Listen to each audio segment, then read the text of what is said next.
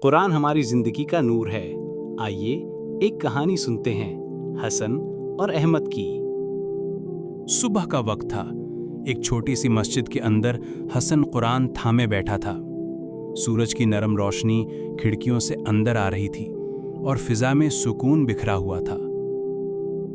حسن نے تلاوت شروع کی تو یوں لگا جیسے قرآن کے حروف روشنی بن کر فضا میں بلند ہو رہے ہوں۔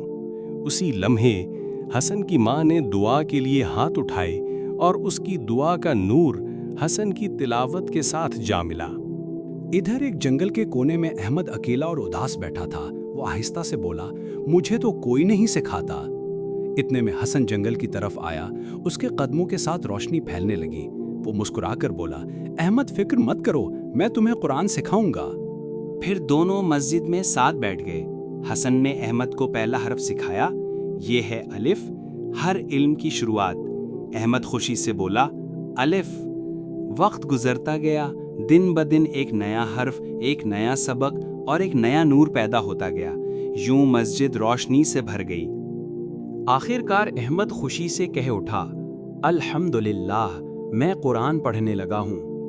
لیکن اندھیرا اس کے راستے میں آیا، اسے روکنے کی کوشش کی، مگر قرآن کے حروف کا نور اس کے گرد حصار بن گیا اور اندھیرے کو شکست دے دی۔